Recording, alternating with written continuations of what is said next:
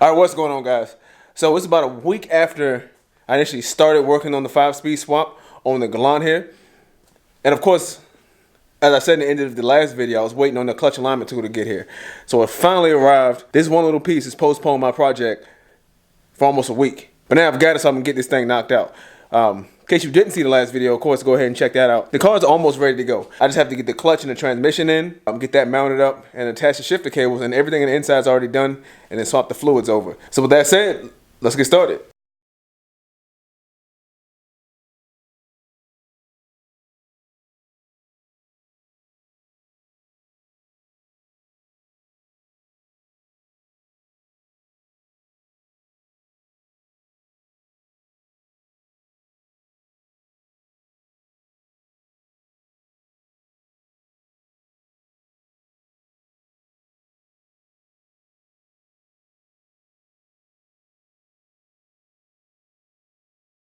Like, all right, guys, so I got the clutch and the flywheel installed.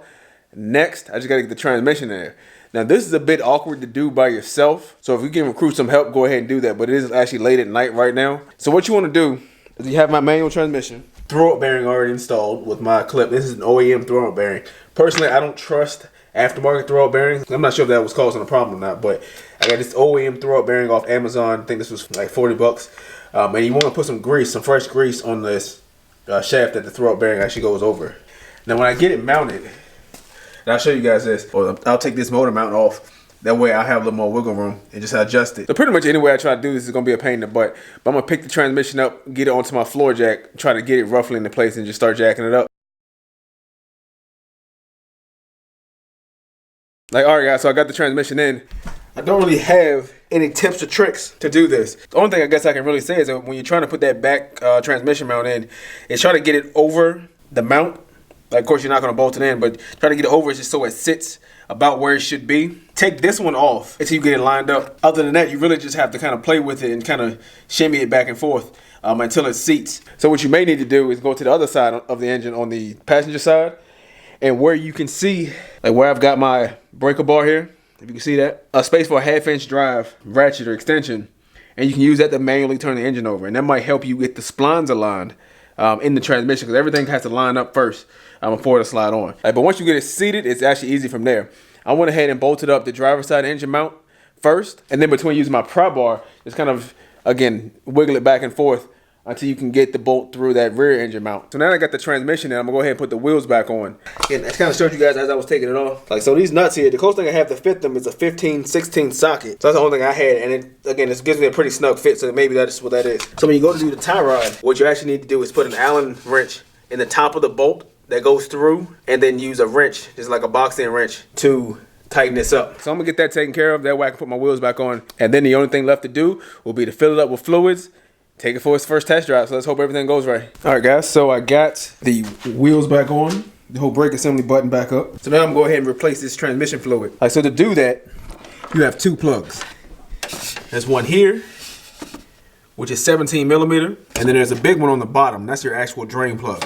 When you go to fill it, you're gonna fill it from here. What I'm using is this. It's Pennzoil Synchro Mesh. This is the GL4 fluid. You wanna make sure you use the right fluid.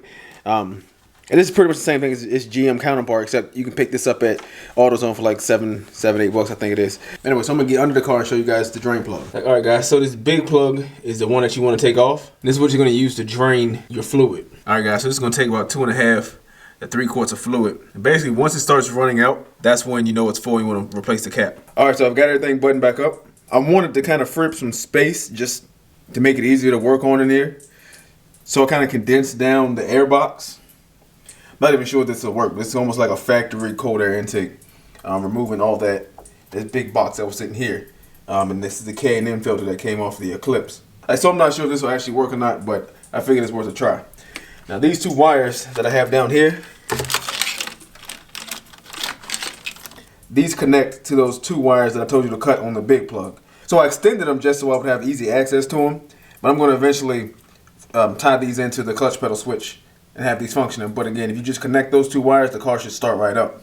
The center console just sitting in here. The shifter, again, is hooked up and bolted down. I just got to figure out what I'm going to do about a shifter boot and panel. So with that said, I think it's ready for its first start.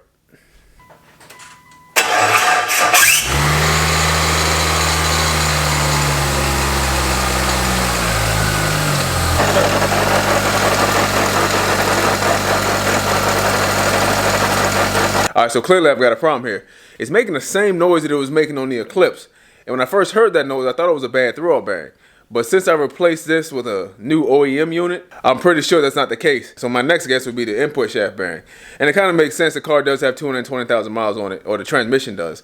So I guess I was just hoping for an easy fix with the throw bearing. So I'm gonna have to get that replaced. So the good news is the car does run, it does drive, and it goes in every gear. It's just making that really annoying noise.